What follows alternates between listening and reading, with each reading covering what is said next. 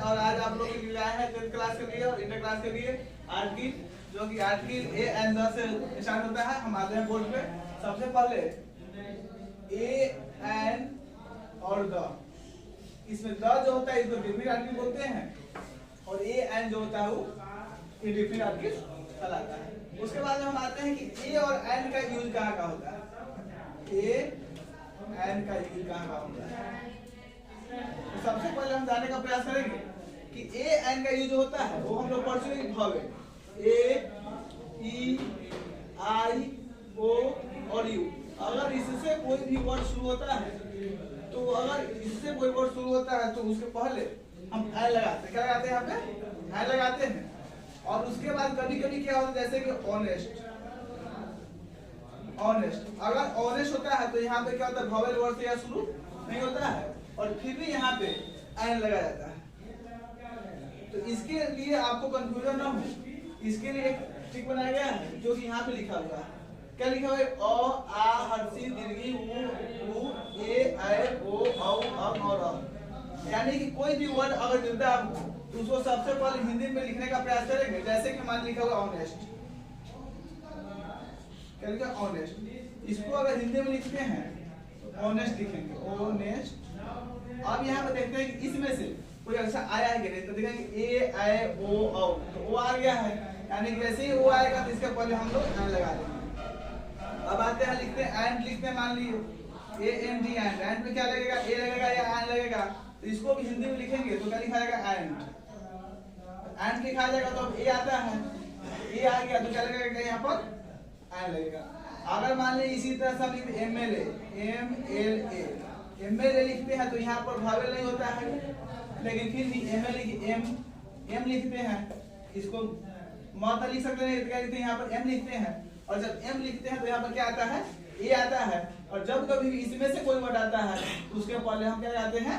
N लगाते हैं और यहाँ पे क्या लग जाएगा? एन लग जाएगा।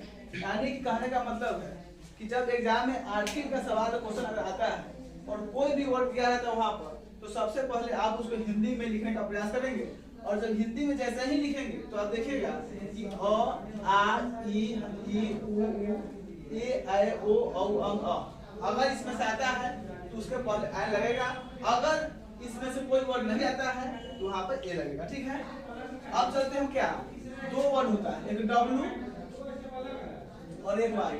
डब्लू और वाई जो होता है, इससे अगर कोई भी वर्ड स्टार्ट होता है तो वहां पर हम बिना उसको हिंदी में लिखे हुए सीधे उसको डायरेक्ट इसके पहले ए लगाने का प्रयास करेंगे। अगर हम इसके वर्ड को प्रोनाउंसिएशन करते हैं या हिंदी में लिखने का प्रयास करते हैं तो वहां पे हो सकता है वहां पर गलती हो सकता है।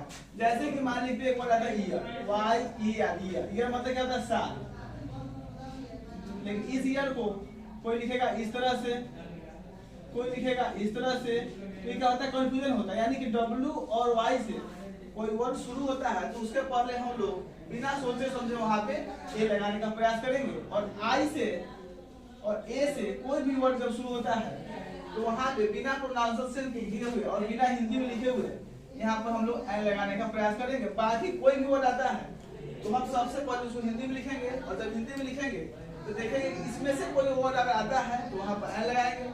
अगर इसमें से कोई अक्षर नहीं आता है तो वहां पर ए लगा देंगे। अब इसके बाद ए एंड की तो कहानी खत्म हो जाती है। उसके बाद बचता है आपका तो इसको बोलते हैं डिफिनिट आर्टिकल। डिफिनिट आर्टिकल का मतलब होता है कि जो जहां लगने वाला वहीं लगेगा, उसमें किसी तरह से चेंजिंग बदलाव नहीं आ सकती है। जैसे कि यहाँ पे ए होता है तो कभी ए लगता है, कभी ए लगता है, यहाँ पर इंडिफिनिट बोलते हैं इसको, लेकिन द का मतलब होता है डिफिनिट आर्टिकल। अब द कहाँ का लग सकता है?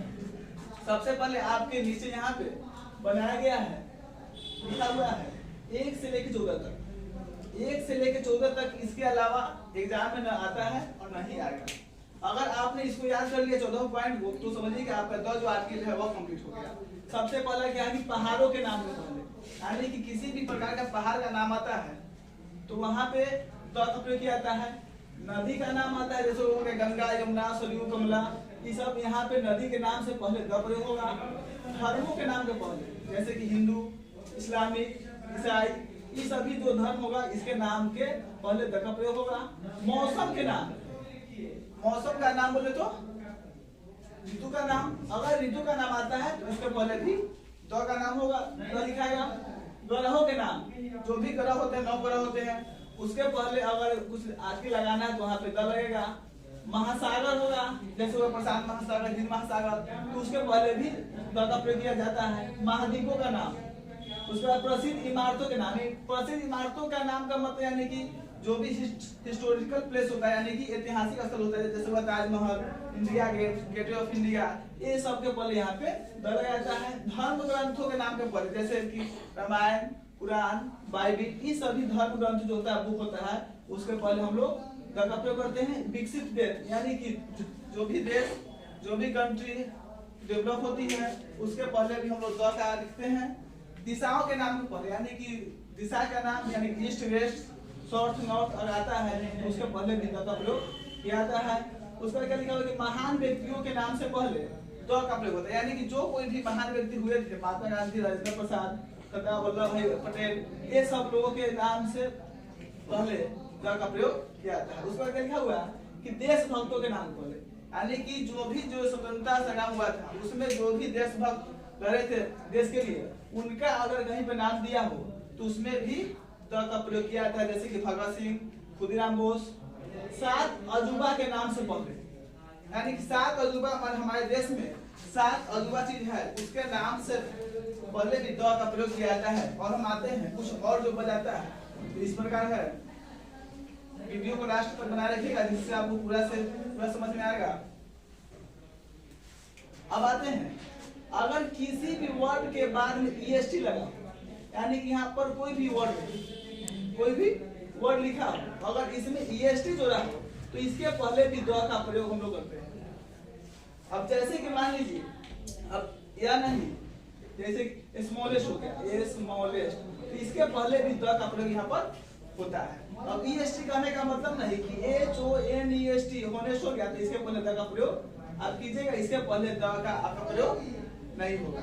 सेकेंड चीज, अगर कोई सेंटेंस ऐसा दिया हो जिसमें आपको लगे कि अगर मान लीजिए यहाँ पर लिखा हो, कोई बुक का नाम दिया हो, English grammar book, English grammar book, और इसका नाम यहाँ पर दिया हो, जैसे ही यहाँ पर नाम दिखाता है तो वो मतलब सबसे अलग हो जाता है। जब कोई भी वस्तु सेंटेंस में ऐसा लगे हुआ कि वह सबसे अलग दिख रहा है, स्पेशल वस्तु है, तो वहां पर भी हम द का प्रयोग लिखते हैं।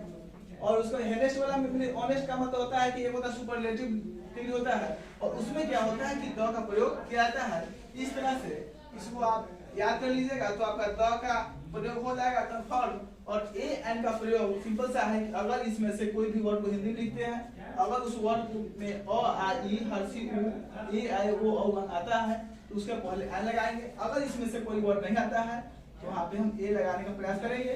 इसी के साथ आज का वीडियो खत्म होता है। धन्यवाद, थैंक यू।